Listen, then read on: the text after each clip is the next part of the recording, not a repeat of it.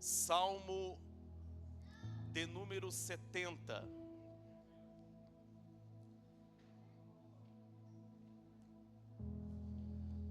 Salmo 70.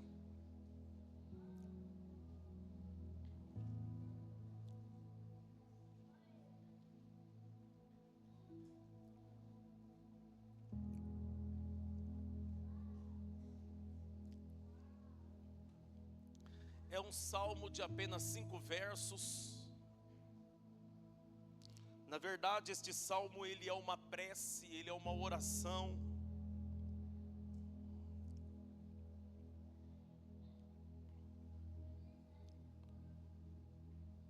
Está escrito assim, você pode acompanhar a leitura no telão. Está escrito: livra-me, ó Deus. Apressa-te, Senhor, a ajudar-me. Sejam humilhados e frustrados os que procuram tirar minha vida.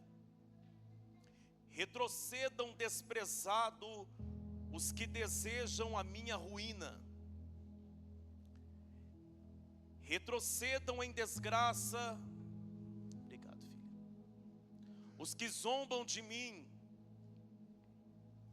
Mas regozijem-se e alegrem-se em ti todos os que te buscam. Digam sempre os que amam a tua salvação, como Deus é grande, como Deus é grande. Vamos repetir isso aqui, porque você percebe que o escritor deu ênfase. Deus é grande está entre aspas. Diga comigo, Deus é grande. Alguém tem dúvida disso? Quanto a mim, sou pobre e necessitado. Apressa-te, ó Deus, tu és o meu socorro e o meu libertador. Senhor, não te demores. E você diz amém. Nós estamos diante de uma oração de alguém que fez esta oração em meio à angústia, que fez esta oração em meio ao desespero. Quem fez esta oração estava passando por um momento difícil. Quem fez esta oração, sua vida estava correndo perigo. Na verdade, quem fez esta oração não tinha muito tempo também. Porque você percebe que é uma oração breve. O livro de Salmos é um livro que nós vamos encontrar diversas orações. Do início ao fim, nós vamos encontrar louvores, cânticos. Só que o livro de Salmos, além dos cânticos, dos poemas, porque é um livro poético, a maior parte do livro de Terrilim, que é o livro de Salmos, é composto por preces, por orações. É por isso que até hoje os judeus, eles lêem o livro de Salmos orando. Eles vão recitando estes salmos em forma de oração, em forma de uma prece, diante de Hashem, diante do Eterno, diante do Criador, diante de Deus.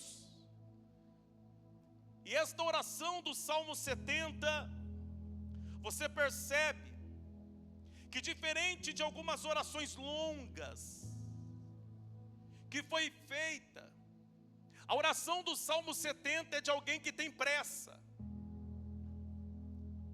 É de alguém que não tem muito tempo. É de alguém que está passando por um momento turbulento. É de alguém que está enfrentando caos. E na verdade esta oração foi feita por quem estava sendo perseguido. Então é uma oração que foi feita em meio à perseguição. Quem fez esta oração foi Davi. Davi é quem fez a oração do Salmo 70. Quando nós lemos o livro de Salmos, nós vamos encontrar diversas orações de Davi, algumas longas, mas em sua maioria, Davi, ele compôs mais cânticos do que orações, mas você vai encontrar algumas orações de Davi mais longas. Por quê? Porque o contexto era outro. Ele estava vivendo uma outra realidade. Só que o contexto do Salmo 70 não é de alguém que está passando por um período de paz. Não é de alguém que está passando por um momento de tranquilidade. Muito pelo contrário, é de alguém que a qualquer momento pode ser acertado por uma flecha. É de alguém que a qualquer momento pode ser atravessado por uma lança. É de alguém que a qualquer momento pode ter a sua cabeça arrancada do seu corpo por uma espada. É de alguém que está em vigilância.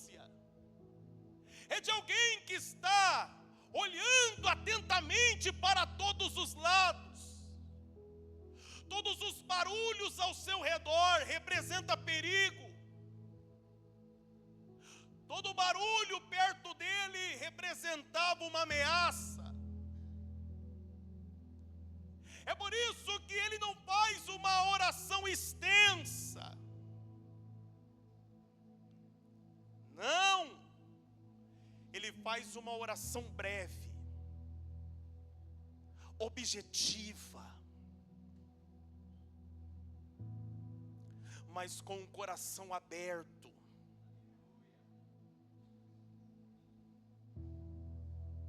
Com um coração cheio de fé, crendo que Deus podia mudar a realidade do contexto daquilo que ele estava vivendo.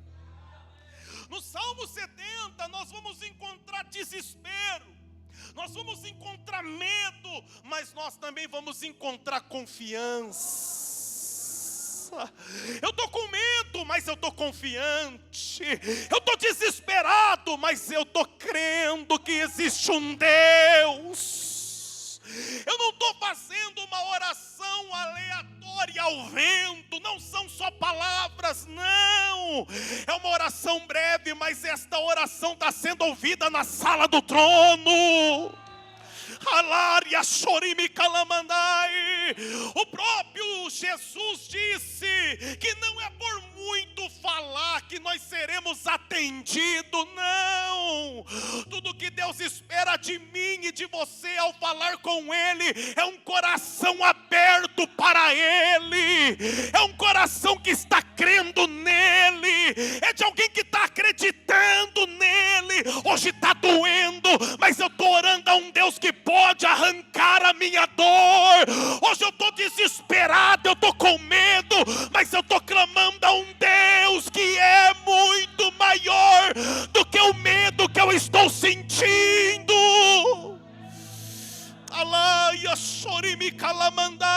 O Senhor está me usando nesta noite como profeta, porque talvez o contexto da sua vida é um contexto de desespero, de angústia, de medo.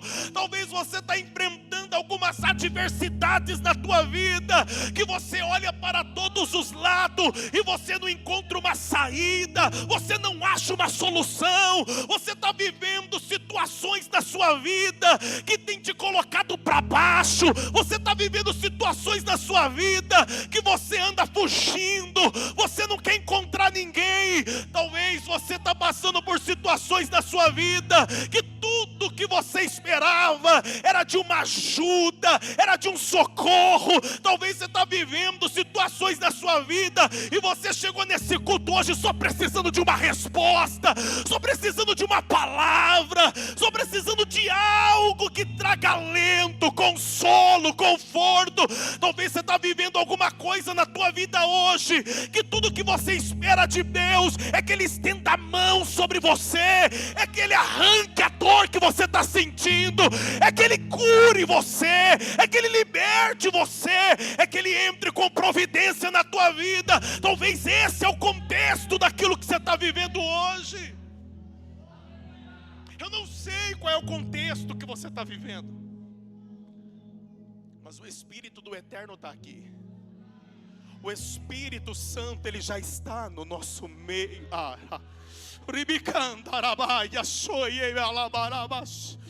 O Espírito Santo, o Divino Espírito Santo, Ele está aqui agora passando aí. Essa lágrima que está escorrendo no teu rosto é o Espírito Santo que está tocando no teu coração, visitando a tua alma.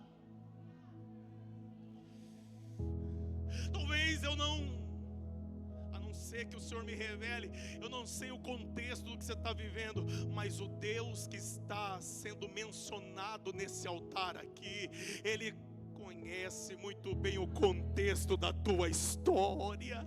Ele sabe, Ele conhece, Ele está vendo. Prova para mim, pastor, eu provo.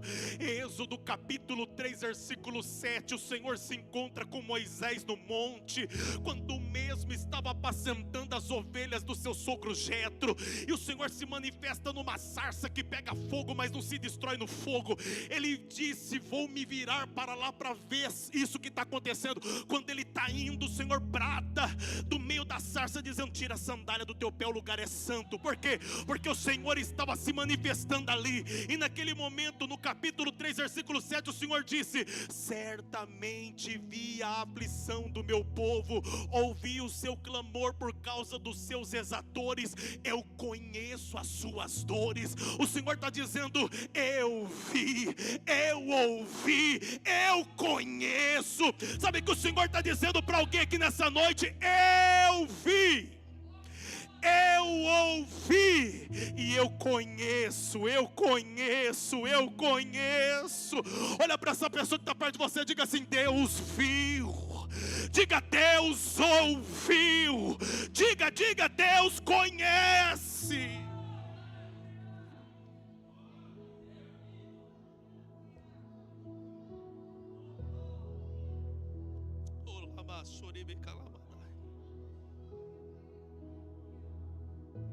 Acredita-se que Davi, ele estava fugindo de Saul. Quando ele escreve o Salmo 70, o contexto histórico é que Davi estava fugindo do rei Saul. Saul já não tinha mais a presença de Deus na vida dele, pois a Bíblia diz que o Senhor tinha retirado dele o seu espírito. E quando Deus tirou a sua presença da vida do Saul, a Bíblia diz que entrou um espírito maligno em Saul. Então, quando eu digo que Davi estava sendo perseguido por Saul, eu estou falando que Davi estava sendo perseguido por alguém que estava sendo usado pelo diabo. Ele estava sendo perseguido por alguém que estava sendo usado por um espírito maligno. Se você ler a história, você vai descobrir a motivação da perseguição. O que motivava Saul perseguir Davi? A motivação era a inveja que ele sentia dentro dele, por saber que Davi carregava aquilo que ele perdeu, que Davi carregava a presença do divino, que Davi tinha a presença do Espírito Santo dentro dele, que Davi carregava a presença de Deus. Então ele tinha inveja. Ele também tinha inveja e muita raiva em saber que Davi seria o seu sucessor, que Davi se assentaria em seu trono um dia. Então ele tem inveja, raiva, por causa daquilo que Davi carrega dentro dele. Ele carrega a presença de Deus. As pessoas não veem o que Davi carrega.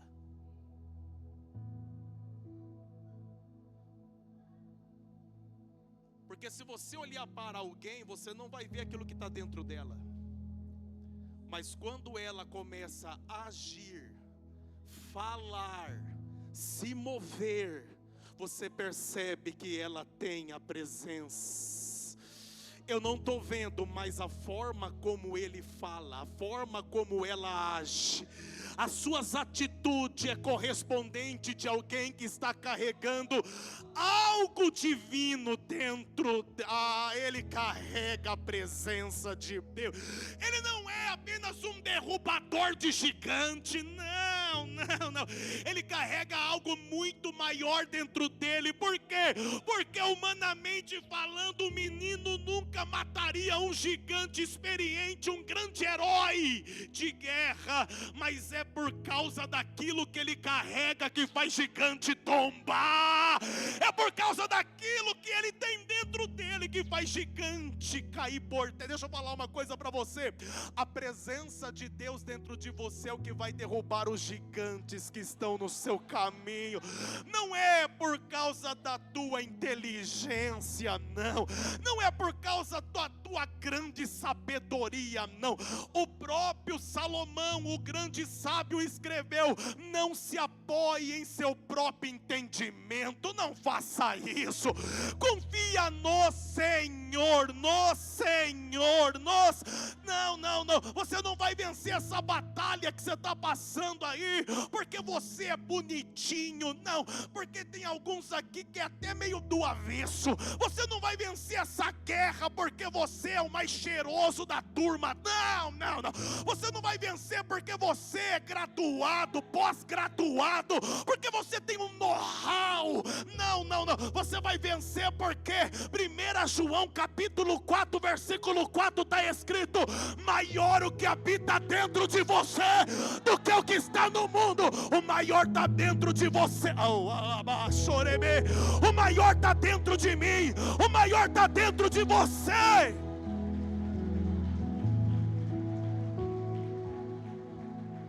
Olha para essa pessoa e diga assim, com muito carinho e respeito, diga assim: o maior habita dentro de você. Sabe o que é interessante? É que Jesus, Ele revela isso no Evangelho. E Yeshua disse: o reino de Deus está dentro de vós.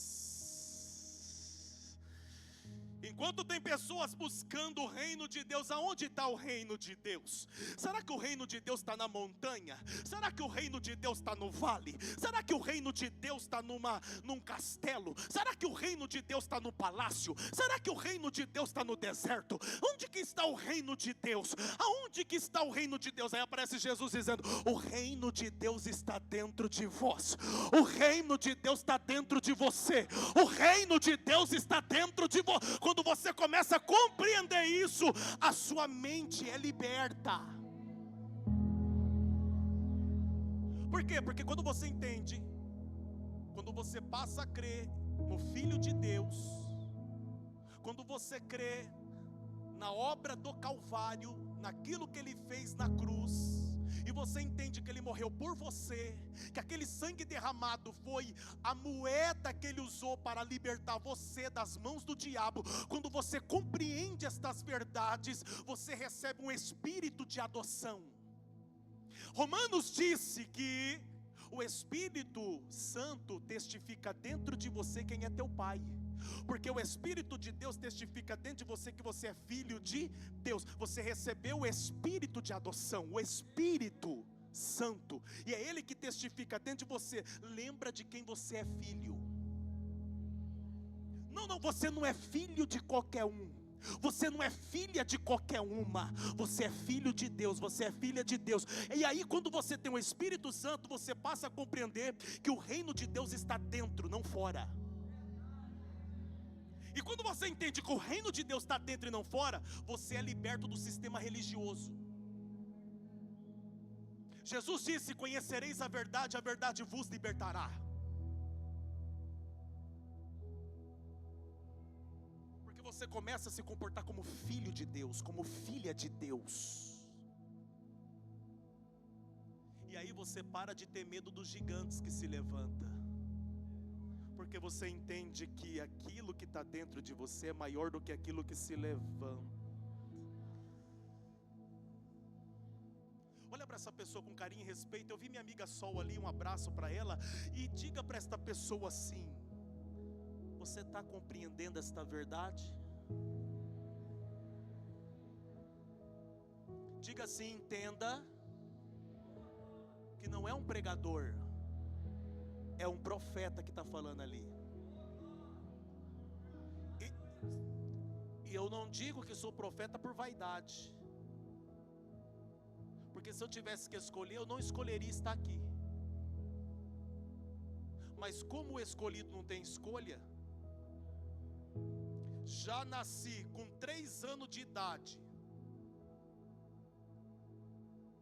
Quando eu começo a compreender algumas coisas, ainda sendo criança, 5 anos de idade, 6 anos, 7 anos de idade, onde para mim a brincadeira mais normal não era brincar de carrinho, era subir em cima de uns caixotes que tinha na minha casa e ficar pregando.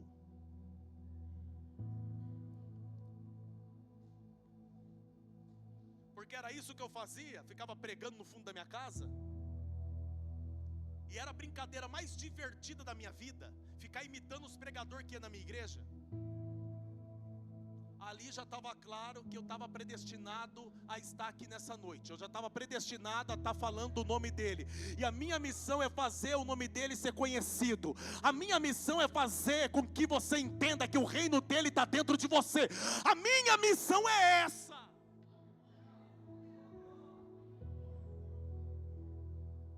Davi entendia isso. É por isso que ele ia para as batalhas no nome daquele que era maior dentro dele. Só que o Saul ficou endemoniado. Por quê? Porque Saul representa aqueles que têm inveja da unção que você carrega, da presença de Deus que você carrega. Aí ele fica tentando te matar, fica tentando te destruir, fica tentando te denegrir, fica fazendo de tudo para manchar a tua imagem, fica fazendo de tudo para... Quem está entendendo isso aqui? E deixa eu te falar, talvez você não está nem dentro da igreja. Só que se você foi chamado por Deus, você carrega uma marca espiritual na tua vida que talvez você não está enxergando, mas saiba que os demônios estão enxergando. Eles sabem que você está carregando algo especial. É por isso que algumas pessoas tentam, lutam, faz de tudo para sair das drogas e não consegue. É por isso que algumas pessoas estão vivendo uma vida toda torta, bagunçada, toda errante. Ele chora querendo sair daquele lugar. Só que aquilo é muito mais forte do que a vontade que ele tem de sair dali. O diabo já viu que você carrega a marca da promessa. Olha para essa pessoa e fala assim: você carrega a marca da promessa.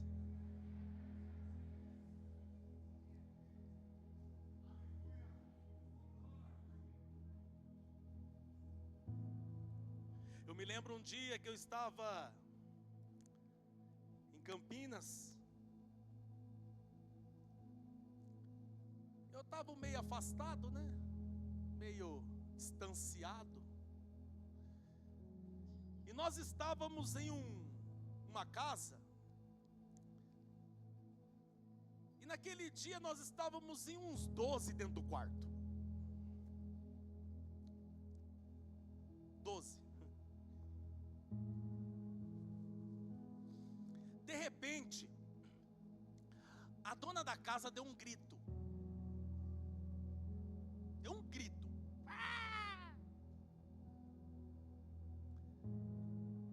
Aí as duas filhas dela, uma olhou para a outra e falou assim: o bicho pegou a mãe.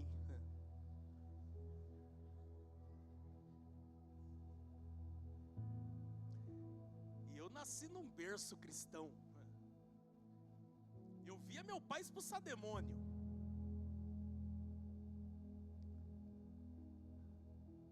Eu falei: o bicho? Eu vou ficar na minha. Essa mulher ficou perturbada.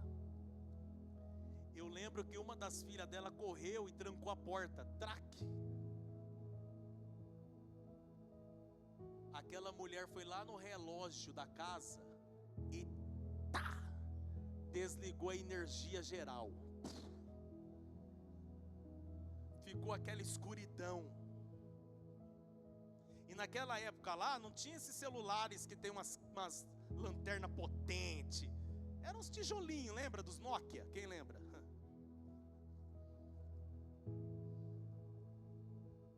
Aí ela foi na porta, ela batia a faca na porta assim, ó. Pá! E ela falava assim: eu quero ele, eu quero ele. Mas ninguém sabia quem era ele. Você está rindo porque não era você naquele quarto. Porque eu já estava quase indo para o número 2.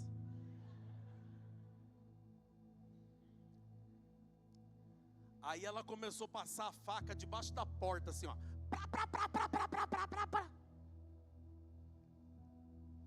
Essa luta foi 1h30. Aí ela pegou e passou um papel debaixo da porta. Eu deveria ter guardado. Era um papel semelhante a esse aqui, assim, ó. Quadradinho assim. Tudo escrito ao contrário. As letras não estavam na ordem normal. Estava tudo de trás para frente. Ela escreveu um texto de trás para frente.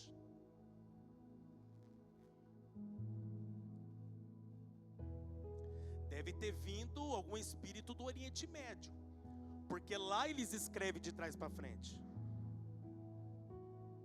E aí ela colocou no meio, a única palavra que estava na ordem certa era o meu nome, o Wellington.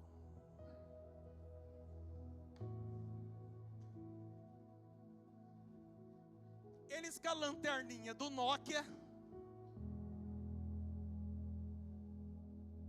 viu meu nome. Um dos meus primos que estava lá falou assim: você vai sair daqui, cara. Eu falei: eu achei que você era meu primo.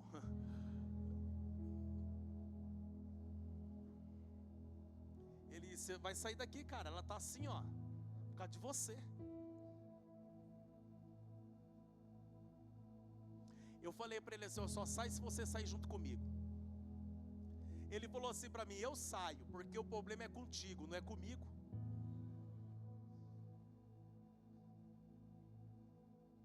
Eu lembro, nesse dia, tinha um menino lá, um magrinho, apelidado de Neguinho. Não sei nem se pode falar esses apelidos mais, porque agora a gente está vivendo um tempo aí meio Mas era o apelido dele. Deve ser até hoje se ele não morreu. Aí o neguinho, não, ele tem que sair mesmo. Eu, cala a boca. Meu primo abriu a porta. Saiu eu, ele e o neguinho. A outra porta do banheiro estava aberta. Ele atravessou o corredor e trancou a porta. Pá! A minha ideia era pular lá. Essa mulher juntou em mim com uma força. Ela me ergueu. Uma mulher de 40 e poucos anos. Ela me ergueu. E ela foi me arrastando.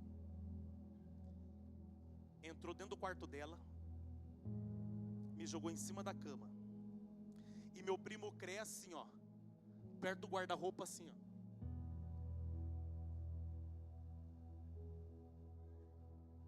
O cara, ao invés de estar me protegendo,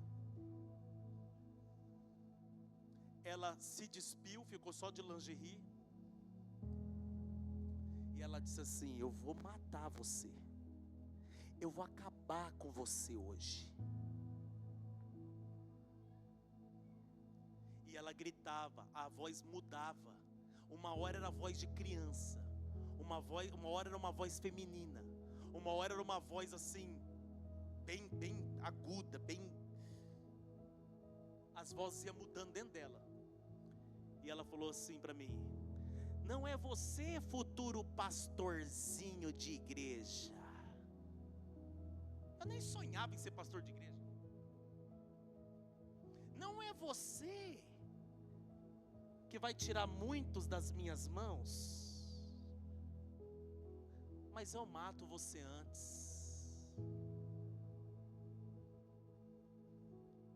Eu fiquei olhando para ela assim, e aí ela começou a gritar: não é você, futuro pastorzinho. Eu não sei de onde que eu tirei coragem. Eu comecei a lembrar do meu pai, né, crente, da minha mãe.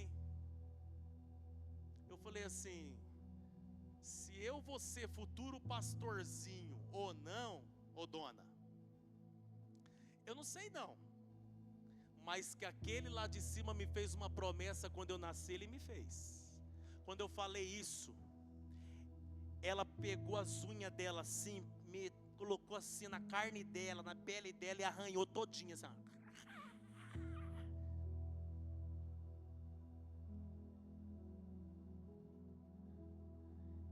E ela pulou em cima de mim. Só deu tempo de eu dar não sei se pode falar, né? Mas não foi agressão não, aquele era o demônio. Era legítima defesa, cara. Eu peguei e fiz assim, ó, pá! Ela caiu na porta do guarda-roupa. Eu peguei meu primo e falei: vamos embora aqui, cara. Aí eu saí correndo pelo corredor assim, saí, a porta estava trancada, voltei, passei pelo jardim de inverno. Era uma casa grande. Saímos pelo jardim de inverno, trancamos a porta, subimos no alçapão da casa. 3 da manhã. Fiquei lá no alçapão da casa, eu e ele. Aí ela pegou sal.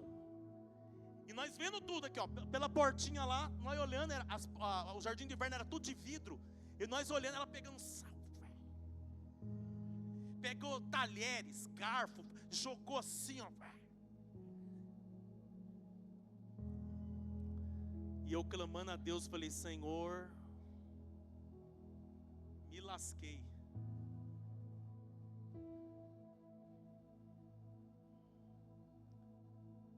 Aquela luta foi quase a madrugada inteira. Aí ela ameaçou pegar álcool e tacar na janela do quarto onde estavam os meninos.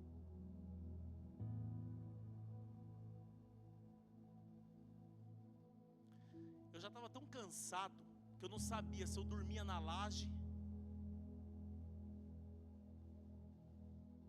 Eu só sei que ela saiu e nós escutou o barulho de uma das portas batendo. Pá! Nós entendemos que ela foi para o quarto. Ficamos mais 1 hora lá em cima. Quando nós vimos que ela não apareceu, A gente desceu, corremos para o quarto, pedimos para abrir a porta, entramos e ficamos dentro daquele quarto com medo danado. O dia raiou, louvado seja Deus. O choro pode durar uma noite, mas a alegria vem pela manhã. E aquela mulher estava lá fazendo café normal, nem lembrava do que aconteceu, fazendo o povo arrumar a casa. As filhas ficavam assim: mãe, você não lembra não? Lembra do quê? Eu me arranhei dormindo. Eu nem sonhava que um dia eu seria pastor da igreja Caminho da Vida. Mas o diabo já estava enxergando alguma coisa em mim. Você precisa entender que talvez algumas perseguições na tua vida é porque existe um chamado. Algumas lutas que você está passando é porque existe um chamado de Deus na tua vida e não tem como fugir. Pode passar o tempo que for, aleluia. Pode passar os anos que for, na hora certa você vai atender o chamado. Nem se for para ser com 80 anos de idade, que nem Moisés, mas você vai atender o chamado. Olha para essa pessoa e fala: se Deus tem um chamado na tua vida, na hora certa.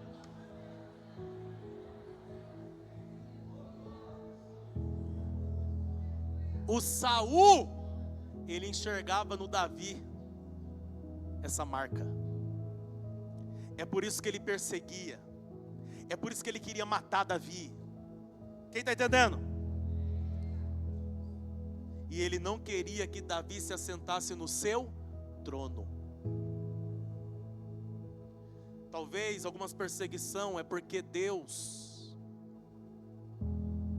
já revelou a cadeira que você vai sentar, a posição que você vai ocupar. É por isso que o diabo está fazendo de tudo. Só que presta atenção, em um dos momentos mais angustiantes de Davi dentro da caverna, quando ele estava cercado pelo inimigo, ele começa: livra-me, ó Deus, apressa-te, Senhor, em me ajudar. Seja humilhado e frustrado os que procuram tirar minha vida, retrocedam desprezado os que desejam minha ruína, retroceda em desgraça os que zombam de mim. E alguém vai falar assim: nossa, para que tanta vingança? Isso aqui não era vingança. Pastor, mas não são palavras de vingança. Você precisa entender com quem que ele está falando. Ele não está falando isso aqui numa rodinha de amigo, fazendo fofoca da vida dos outros. Ele está falando é com o eterno, justo juiz. Ele está clamando é por justiça, justiça, justiça.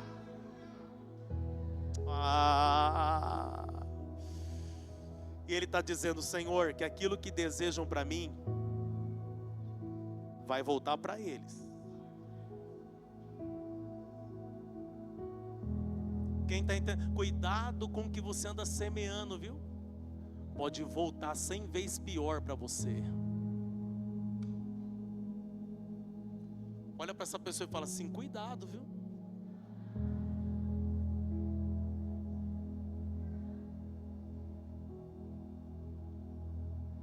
Davi, ao mesmo tempo que ele está dizendo: Senhor, humilha eles, eu estou sendo humilhado, a minha vergonha é pública. Ao mesmo tempo ele começa: mas regozijem-se e alegrem-se todos os que te buscam. Digam sempre os que amam a tua salvação, como Deus é grande. Perceba no texto, deixa projetado, filho, que eu já vou terminar. Quem quer que eu termine, diga amém.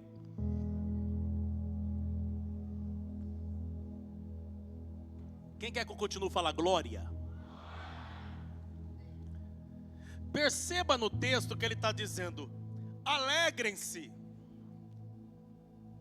os que querem minha vitória, regozijem-se os que querem que eu me dê bem. É isso que ele está falando? Não, alegre-se os que estão buscando a ti, aqueles que amam a tua salvação. Olha para cá. Ao mesmo tempo que ele está falando, seja humilhado meu perseguidor, ao mesmo tempo ele está dizendo assim, mas que se alegra aqueles que te buscam. Você percebeu aqui algo? Não percebeu? Eu vou deixar claro para você. Ele está deixando claro aqui na sua oração, que aquele que está perseguindo ele, querendo acabar com a vida dele, é alguém que não busca Deus. É alguém que só procura o mal, que quer destruir a todo custo. Então, perceba que ele está fazendo distinção aqui, daqueles que perseguem ele, daqueles que buscam Deus. Você consegue entender isso aqui? Então, antes que alguém fique com dó e fala, Davi, não seja assim, Davi, rancoroso. Ele já está dizendo, está deixando claro, quem está me perseguindo é alguém que não busca Deus, não. É alguém que está bem distante de Deus. Quem está entendendo? Senhor, faz ele se lascar. Pastor, mas é muito forte. Deixa eu te falar uma coisa, porque você não leu a Bíblia inteira. É porque talvez você ainda não conheceu a justiça de Deus. Quem está entendendo isso aqui? E ele diz, Deus é grande. Perceba que ele reconhece que existe apenas um que pode socorrer ele. Só existe um, só existe um, só existe um. E ele está recorrendo a quem? Eu olho para você e pergunto para você, ele está recorrendo a quem no meio do desespero? Ele está recorrendo a quem? A minha pergunta para você é, a quem você recorre no desespero? A quem você recorre na hora da angústia? Quem é que você busca na hora do medo?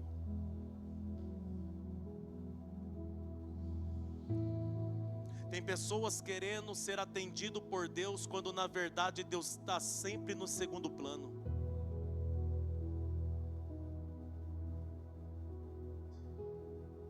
Davi não colocava Deus em segundo plano. Se era dia de glória, ele estava dançando, glorificando e exaltando o nome de Deus. Se era dia de guerra, ele estava de joelho clamando ao mesmo Deus. Deus nunca estava em segundo plano. Talvez você tenha colocado Deus em segundo plano, porque no seu desespero você vai atrás do secretário da prefeitura. Você corre primeiro no amigo fulano de tal. Você nem orou, nem falou com Deus, nem apresentou para Deus, e já está mandando 50 WhatsApp como é que é o assessor, né? Para o assessor fulano de tal.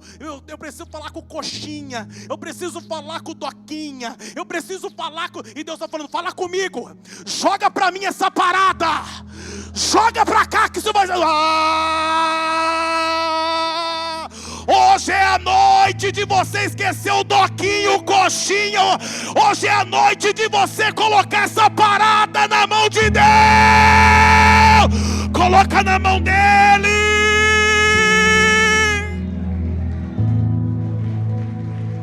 Se você colocar na mão de Deus, vai ficar estreito para o inimigo. Se você colocar na mão de Deus, vai se cumprir aquilo que a palavra diz. E o que a palavra diz, pastor? A palavra diz que o inimigo pode vir por um caminho, mas por 7 caminhos vai ter que fugir.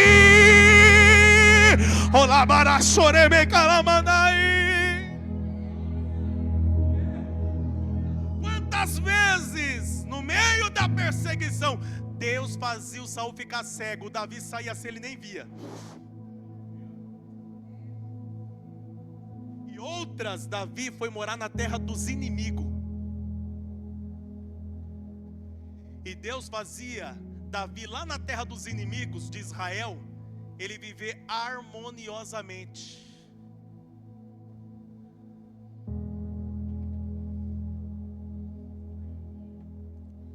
Você nem sabe, mas você está aqui respirando porque Deus cegou teu inimigo várias vezes. E não é porque você era bonzinho não, porque você era o demônio. Quando você estava fazendo as vontades do diabo. E não é porque tem alguma coisa boa em você, porque não existe nada de bom dentro de nós que nos justifique diante do eterno. A única coisa que nos justifica é a graça de Deus que nos basta. Olha para essa pessoa agora bem sério e fala assim: você entendeu?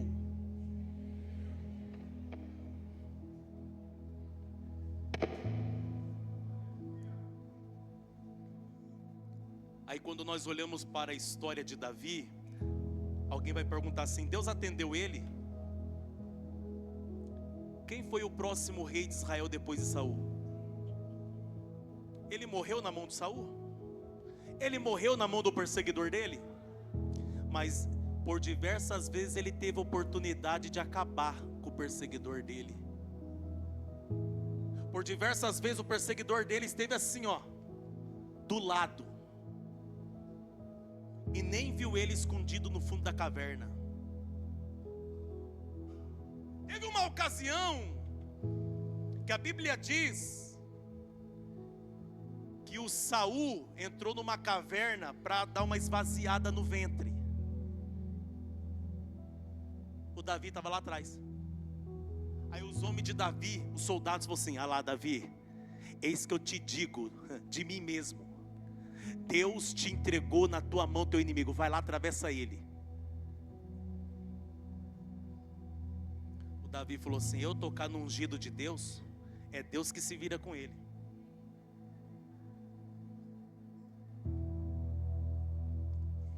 O inimigo dele não tinha misericórdia dele, mas como ele carregava a presença de Deus, ele teve misericórdia do inimigo dele.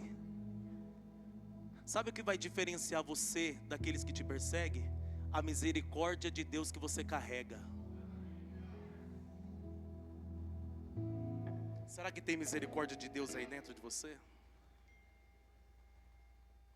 Porque a única coisa que pode diferenciar você do inimigo. Davi se assentou no trono. Davi assumiu o reinado de Israel.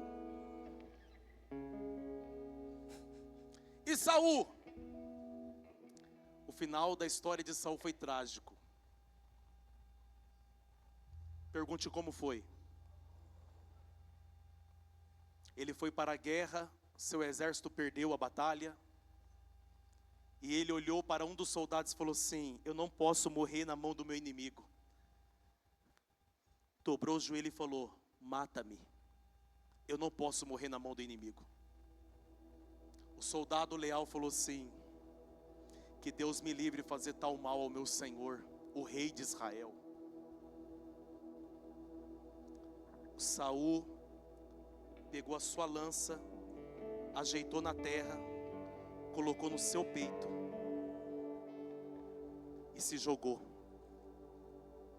Ele mesmo se matou.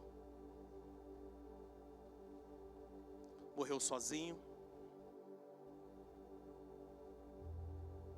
no meio do fracasso de uma batalha.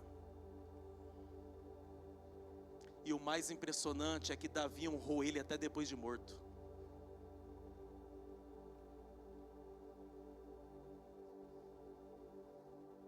Porque para Davi o que mais importava era que Deus era grande na vida dele.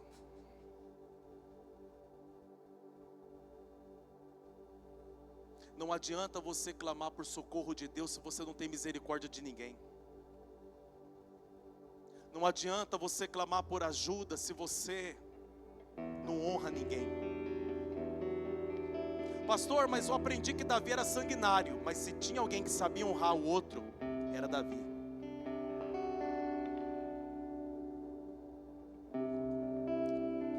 compreende isso? Você quer ajuda de Deus? Socorro de Deus? Auxílio de Deus? Ele está pronto para te socorrer. Olha para cá, Ele está pronto para te ajudar. Ele está pronto para vir em teu auxílio hoje. Eu não sei como que está o seu coração, como está a sua vida. Eu não sei como que está. Talvez hoje você está dentro de uma caverna emocional. Talvez hoje você está dentro de uma caverna espiritual. Talvez hoje você olha para todos os lados e não vê uma saída, não vê uma luz. Talvez você se encontre assim hoje.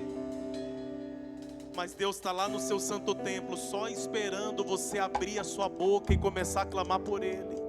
Ele está lá no santo templo só esperando, e a Bíblia diz que o mesmo Davi que escreveu este salmo, também escreveu um outro salmo dizendo: clamou este aflito ao Senhor, e o Senhor do seu santo templo o ouviu e o livrou de todas as suas tribulações. O Senhor está pronto para te ouvir hoje, meu irmão. O Senhor está pronto para te ouvir hoje, minha irmã. O Senhor está pronto para te ouvir, ó filho de Deus. O Senhor está pronto para te ouvir, ó filha de Deus. O Senhor está pronto para te ouvir hoje. Eu não sei qual é o contexto daquilo que você está vivendo. Talvez é um contexto de perseguição, de medo, de dor, de angústia. Talvez você está passando por uma situação que está tirando o teu sono. Eu não sei como você chegou aqui, mas hoje o Deus do Salmo 70 está aqui. O Deus do Salmo 70 está esperando você abrir a boca e falar alguma coisa. O Deus do Salmo 70 está só esperando você clamar. O Deus do Salmo 70 já tem uma mão levantada ali clamando, já tem duas mãos levantadas aqui clamando, já tem gente lá no fundo clamando também. Ele vai vir em teu socorro, Ele vai vir em teu auxílio, Ele vai vir. Talvez alguém disse não tem mais jeito, talvez alguém falou acabou pra ele, acabou pra ela. Talvez alguém olhou pra sua situação e disse: não tem mais jeito para a história deste homem, não tem mais jeito para a vida dessa mulher, acabou, não tem mais jeito. Mas o Deus do Salmo 70 está dizendo: tem jeito sim, tem jeito sim. Por quê? Porque Ele é grande,